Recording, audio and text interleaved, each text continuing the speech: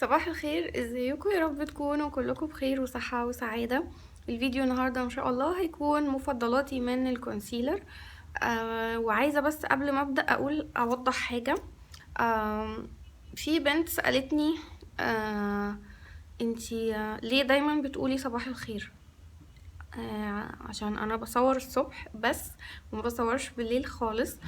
ولا بعد الظهر ولا اي حاجة، انا بصور الصبح. يعني دلوقتي الساعة 10 الا ربع. وبصور الصبح ليه؟ بس علشان ابني يكون في المدرسة، وابقى انا براحتي، وفي نفس الوقت لو هو موجود ما بقاش انا بقيد حريته يعني، وقاعدة ساكت او كده، فببقى انا براحتي وهو براحته. عشان كده دايما بصور الصبح. نرجع بقى لموضوع الفيديو.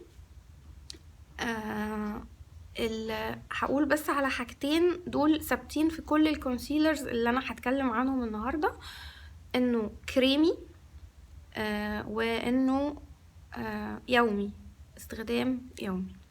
هبدأ بأول تقريبا 3 لا 4. انا بحبهم جدا وبشتريهم على طول، وكل ما بيخلصوا بدور عليهم وبجيبهم يعني. اول واحد من فاتمي، ده رقم 15. التغطية بتاعته ميديم لفول. ما بيخططش معايا، علشان ممكن في ناس شفت ريفيوهات عنه بيقولوا ان هو لا مش حلو ان هو بيخطط.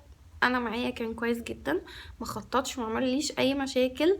التغطية بتاعته من ميديم لفول. وكمان سعره بقى، يعني انا اول ما اشتريته كان ب100 واكتر من 100، دلوقتي بقى ب80 او 90 حاجة زي كده. تاني واحد الهيلثي ميكس من بورجوا، رقم 51. الميزة فيه برضو التغطية بتاعته ميديم لفول. لو مش مرهقة قوي تحت العين وكده هيبقى التغطية بتاعته فول. الميزة فيه كمان ان هو بينور جدا منطقة تحت العين بشكل جامد جدا. هو لونه مدي على اصفر، فبينور قوي تحت العين.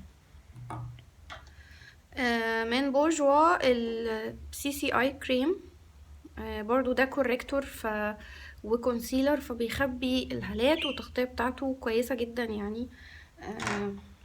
بحبه قوي. من ماك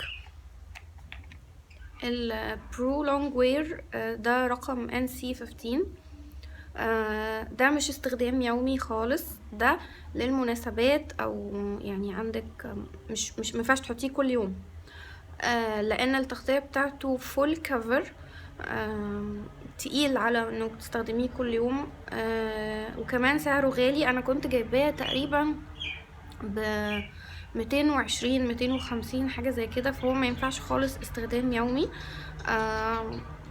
والتغطية بتاعته حلوة جدا طبعا، وما بيخططش، ولونج لاستنج، وسواء ثبته باودر او ما ثبتوش هو ممتاز. من اسنس الكونسيلر ده stay natural، ده رقم 1. ده سعره حلو. التغطية بتاعته ميديوم، وكان 28 جنيه. وبيجي في فرشة كده، وبصراحة كويس جدا برضو. من اسنس الباليت دي كنت جايباها قبل ما اجيب ماك، لان ده التغطية بتاعته عالية. بس انا مش بفضل قوي الحاجات اللي هي الستيكي دي، فده هو بيجي بدرجتين كده، وسعره حلو 35 جنيه، فطبعا سعره حلو جدا. ده رقم 10 ناتشورال بيج. التغطية بتاعته عالية، وهو كويس. بس انا مشكلتي معاه، انا ما بحبش الحاجة اللي هي اولا لازم ياخد حرارة الايد علشان يتوزع. فبحس ان هو صعب شوية في الفرد، وخصوصا في الشتاء بتلاقيه كده مسك اكتر. ف بس طبعا حلو جدا يعني، بس انا اللي ما بفضلش الحاجات الستيكي يعني. ويت ان وايلد. الكونسيلر ده رقم 811. ده التغطية بتاعته لايت ميديوم، لونه على بينك. بيجي في فرشة شكلها كده. انا برضو بحب، انا بيليق عليا الحاجات اللي على بينك والحاجات اللي على اصفر، فانا بس بميل اكتر للبينك، فده بينور قوي تحت العين، والتغطية بتاعته ميديوم او لايت ميديوم يعني. من ميسلين البي بي اي كريم رقم 20. ده كان سعره 100. هو المفروض ان هو كمان مرطب، او يعني بيعمل عناية يعني لمنطقة تحت العين.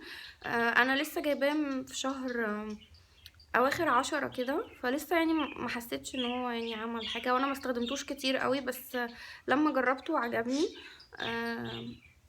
فده رقم 20.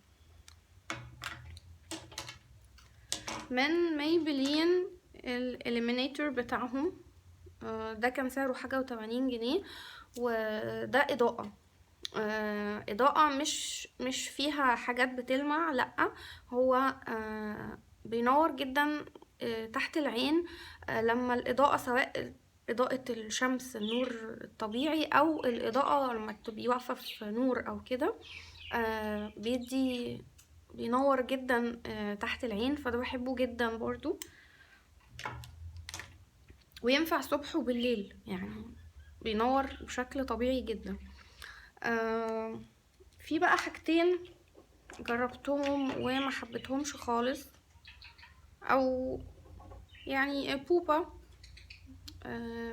ما حسيتش ان هو في ميزة خطيرة وهرجع اشتريه تاني. اولا كان ب130 جنيه. ما حسيتش ان هو حاجة فظيعة، يعني انه ملوش حل ان انا بقى هرجع اشتريه تاني. لا، الهيلثي ميكس ارخص منه بحاجة و80 تقريبا، ب88 حاجة زي كده. ده ب130، وما حسيتش ان هو حاجة واو يعني. بيجي شكله كده، انا هو خلص، فهو كان كويس، لكن مش لدرجة ان انا اشتريه تاني. ما ادانيش ميزة فظيعة يعني. والتغطية بتاعته كانت ميديوم. بس كده. من ارتيدجو جبت الكونسيلر ده في نفس شكل العلبة، بنفس شكل القلم ده نفسه. منه هايلايت. انا لما روحت البيت افتكرت ان انا جبت الهايلايت، لقيت انه لا، هو انا جبت الكونسيلر صح، بس هو ملوش تغطية تقريبا يعني. معرفش، انا وانا في المحل حسيت لا كويس، وكنت بشتريه وانا مستعجلة شوية، فحسيت قلت الماركة دي كويسة فجبته يعني. بس الحقيقة لا، هو ممكن يكون هايلايت اكتر، او بينور شوية اكتر، لكن كونسيلر عشان يخفي هالات او يخفي اي عيوب، لا، هو ما عملش اي حاجة، هو لايت جدا يعني. وكان ب125 جنيه، وما حسيتش ان انا ده مش هشتريه طبعا تاني، لانه انا ما حسيتش انه هو ولا عمل فرق رهيب في كإضاءة، ولا عمل فرق ك كونسيلر. اخر حاجة من لونا، الكونسيلر بتاعهم مكتوب على العلبة كاموفلاج كونسيلر. ده كان سعره تقريبا 55 حاجة زي كده. عجبني جدا شكل القلم نفسه بتاع الكونسيلر. شبه ايف سان لوران، عجبني يعني شكله. المهم، هو مش كونسيلر خالص، وانا بشتريه عارفه ان هو مش كونسيلر. انا مش عارفه هما ليه كاتبين على العلبه ان هو كونسيلر، لكن هو مش كونسيلر خالص. هو بيجي ده الزرار ده بتدوسي عليه بيطلع من الريشه هنا. هو هايلايت ومليان شimmer كتير جدا.